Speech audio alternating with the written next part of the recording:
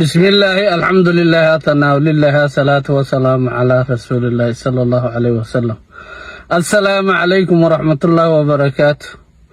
وأنا دن الله دمان مدة الصومالية مالك استوت دنيا الدافية الكجوكتان وحروقي رأي أليليها أن سادوكتين بشالله تولي فيديو بأن دن الله وذاقي نمن أرموه ترترسية oromada oo leh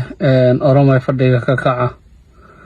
wiilkii baa la dilaya wiilkii ninkii Hargeysa intuu tagay Sheekh Bakri Sabalo xabaashiisii tagay soo duubay hadda way wada kacin isaga ninkaas kiciyay wax allaale wixii social media isticmaal jiray nin iyo naag oromo way wada qaylayaan wiilkii bay soo qaadanayaan iyo waxay soo qaadanayaan Soomaalida idaacadahoodii waxay leeyihiin Oromoy idinku adduunka ku nool ayaa magaaladeennii weyneeda caasimadda isagoo jooga ayuu cabsanayaa wiilkii in la dilo laynagu dhex dilo fadhiga ha laga kaco aynu falmasho waxaa la dhahay inuu doodma ka doodna xuquuqdeenna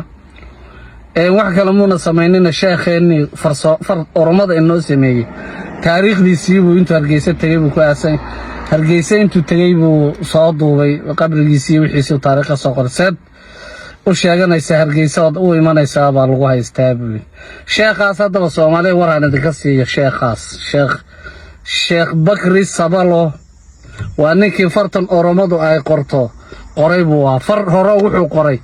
sidii farti Soomaalidu inta far Soomaalidu ay soo bixin ay isticmaali jirtay qori jirtay far Soomaalida ahay far noocaas oo kale isagu samaysto uu sameeyay xil silaasiyo waxyaalaha damcayna xidhaan oo loo sheegay uu soo carrada gumaysiga wuxuu ka soo qaxootiga biyo xidhka ayuu deganaa Sheekh Bakri Sabalo qaxootiga biyo xidhka ayuu ku dhintay 80-aadkii buu malaha dhintay dhowr iyo 80-aadii buu ku dhintay halkaas oo lagu aasay dadkii Soomaaliyeed iyo Oromo xaafada koowaad iyo talabaad iyo intaaba Oromo deganayd oo qaxooti bay ku ahayd xiriir waaweyn oo xiriir ciidan bay ku lahayd Oromo diin Islaam qolo la dhaho iyagu saldhigyo waaweyn bay ku lahayn ciidan dawladda Soomaaliya dawladda Soomaaliya ay maalgelin jirtay Oromo beentay qolo la dhahay iyaguna saldhigyo laba saldhigo isku ag yaalay biyo xidhka ku lahayn oo laba xero ciidamadooda lagu tababaro way hubaysnaayeen maalin beenta isku dhacan diin Islaam qoladan diin Islaamka jaara abaagadan la dhaha jaara la oran jiro hadda ay haliyay dhaana xusaan yaa xukumi jir diin Oromo diin Islaamo sida itixaadka kale ahayd kuwan kalena Oromo beenta baa la oranay waa gaal ahayd labada xero iyagoo baan garanaya maalin biixidkan joognay dagaal intay isku qaadeen inay inta iska qaadan dadkii kale Soomaalidu ay laga qaxay maalin idileysaysteen labadii xero isku aga yaa isweerari jireen kolkay sarkaan Oromo beenta iyo Oromo diin Islaam haddaba odaygu halkaas uu sheekhu ku aasan yahay sheekhuna Oromo ma aha asalkiisu waa gurguro kundubla weeyaan walibana wiilkiisii oo nin waayeel ah shadhow video laga soo duubay yaan arkay kundublaha waxay dhaheen noola qola la dhaho iyo waxa tol ah iyo gurguraha waamay nooli iyo gurgure say tol ku noqdeen baa leedo la weydiiyo marka wuxuu yiri nooladu waa wax yar waa qabiilka Afranqallada ugu yar weeye Afranqaldo marka la leeyahay waa jaarso ina daga ah jaarsa iyo huumbo iyo noole saddexdaas ilmo daga ah la dage Afranqaldo iyo obora Afranqaldo iyo alo Afranqaldo alada ugu badan oo 12 qabiil weeye oo laandeera baabile baa iyaduna Afranqallo hawiyaha xitaa waa baabile bay dhahaano hawiyahaas baabili iyo baabilida qabiilka la dhaho waa sida maayadoo kale aan u maleynay tol weeye waa tol mugaafama baa la dhahayo hawiye umuna dhalan Oromo iyo Afranqaldo toone waa mugaafama baa la dhahayo sidii ma garan talowgii la wada taloobiyo dhiig la wada baxayo kala weeyaan markaas aladaas oo fara badan yaa noolada leen jirtay oo ka qaxisay harad iyo dhulkay deganaayeen dardhabi adigu haramaayo iyo dhangagi iyo waxa deganay aawaday wixii dadka qalqalay jarjarayay nooladaas ahayd nooladaas kolkay aladii ay baabiisay aladu dhamaysay qaxisay ayay dhaheen alayskii markii celin karo way naga laandheereysantay maxaan sameeynaa Soomaalihan u yeedhana Soomaali bay naga celin kartaa leeydi xaggana nooladii ergo u dirsatay Soomaali waxaa la soo siiyey waxaa Soomaalidu soo siisay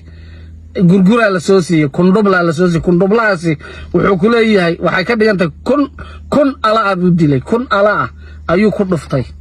te hubmeynaysan waran iyo gaashaan iyo manchi iyo bud iyo gudun iyo la isku leenayay kun bu ku dhufto kun kuma dhaweeyeen kunduble kuma dhaweeyay ka dhigantay kun bu dilay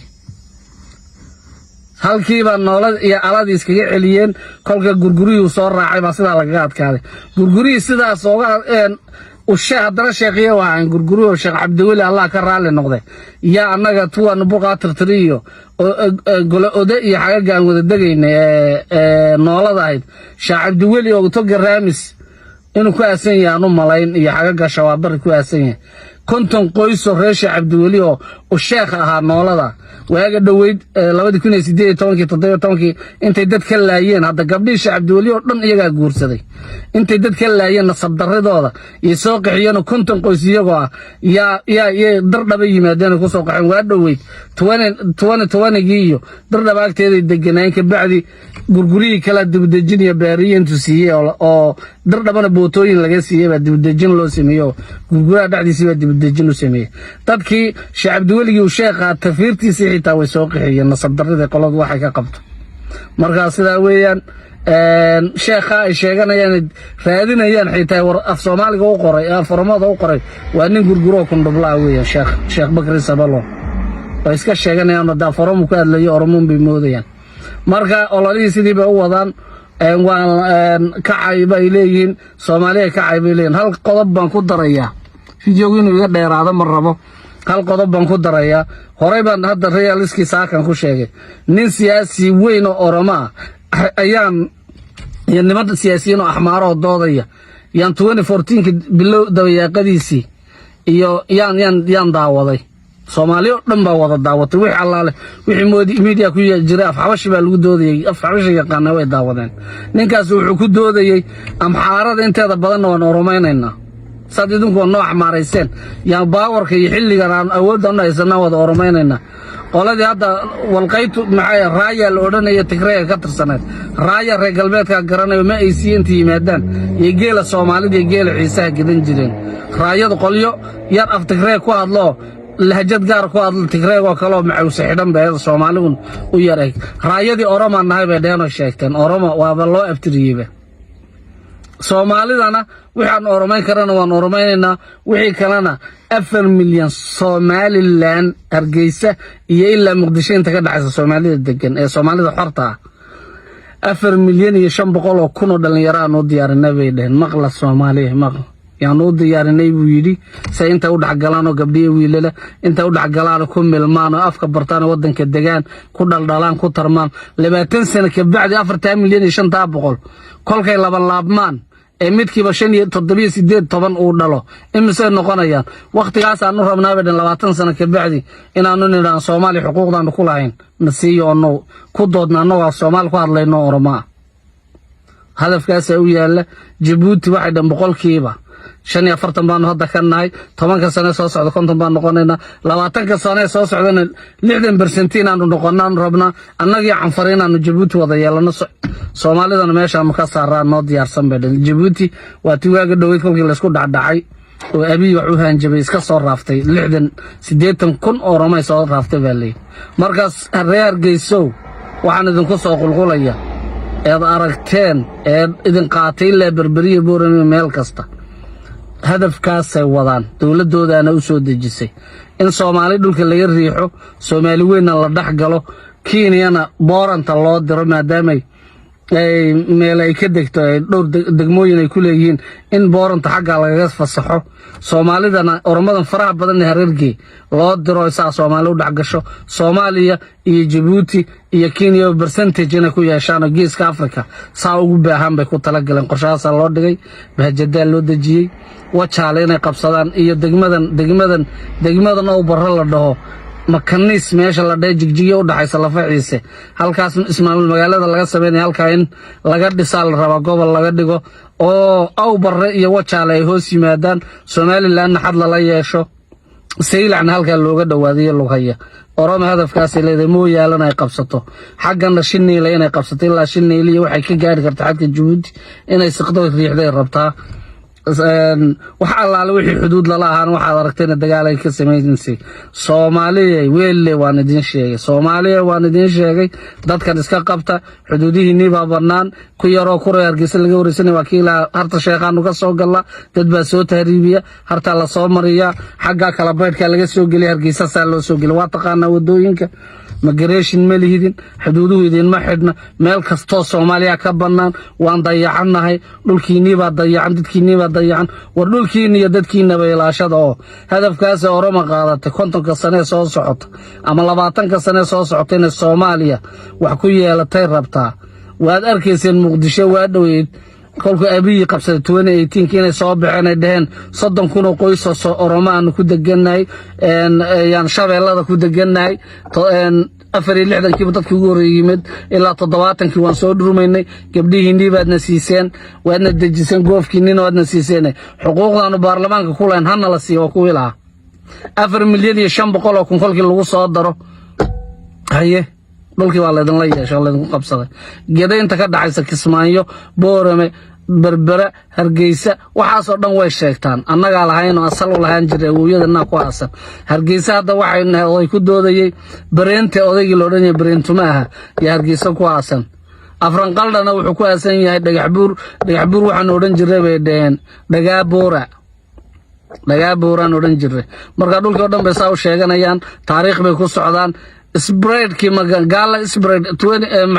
15th century 14th century 16th century spread ke sameeyeen inta xamaariya Soomaali Islaani Ahmed Guri dagaalka ku jiray ay isbalaadintii sameeyeen inta ka yimaadeen maxay Tana River Lake inta ka yimaadeen saa soo balaadiyeen ayay rabaan geeska in haddana 2025 ilaa teedii inta laga gaaray in Soomaaliya iyo Djibouti saa iyo Kenya soo balaadiyaan markaas fadhiga laga kaco hela baraarugo dhalinyaro dhulka idinka ale dhalinyaradu idinkoon dilin oo farsaarinaysa soo dhaafiya intaasaan rabeenana la wadaago bal naagtanina deewa intaan sheegay bay wiilkiini ba la dilayaa oo dhulkiini ba la idinku haystaayo gabadh nasiya la dhaho maarmaarseenta weerar u tageen iyagoo Oromo duulaan ku qaadan Soomaali hadda lagu yiri New Hale baa beddelay New Hale ku deyn Soomaaliya iyo inuu kii federaalka yamaba kala garanayne ayaa la dilay bay leeyeen laba mataanood bay waday bay leeyeen been bay sheegayaan xuquuqdeedina hal leelo wiilkiinana ayaa idin kala hoos bixin bay leeyeen bal yadan sheekadeed intaas weeyaan dhageysta xagga dambe videoga yaan kaga soo daraya hal share gareeyo nana soo follow gareeya like iyo commentigana qaybtii iyo share tab idinka ka rabaa waajib bay idinku tahay annaguna waxa allaale wixii Soomaali ummadda Soomaaliyeed ee geeska Afrika degan waxa allaale waxa qoomiyadda Oromada qoomiyad cid inooga khatar badan ama walaa amxaaro walaa Tigray Oromo waxa inooga khatar badan zamantan ma joogto Oromo baawar bay heshay dawladdiiba xukunkeedii bay qabatay Oromiya haysata dardhaban iyaga duqa magaalada ka saddexda baawar wasiirka muxuu ahaa ciidamada haystay waa iyaga wixii baawar hay diyaaradii baastaan awoodda maanta ay heleen bay rabaan in Ethiopia ku haystaan geeska Afrika iyo Soomaali dhulkeedana ku qabsadaan ee Soomaaliya intaad isqaqasiga isku jeedaan iska dhigtaan dhulkiini waa la idinka qaaday idinkoo soo haystay rabta Oromo inay idinka qaadato fadhiga laga kacan idin leeyahay meel dheer la gaarsiiyay videoga nana soo follow gareeyo billahi tawfiiq weerar bay ugu yihiin oo inta aflagaadadii caydii waxay ugu wadan waa diyaabaysa wixii af Soomaali qiine Oromada asalka ka ahaaye af Soomaaliga inagu akaakoobe dhaxdeena oo dhan bay soo caayaya meel dheer la gaarsiiyo billahi fagaajeti Oromo mucaana sirta argaa jirtan kuni muhee maaski jaama khajiraat umma naannoo Oromiyaati naannoo Oromiyaa keessa jiraatee magaalo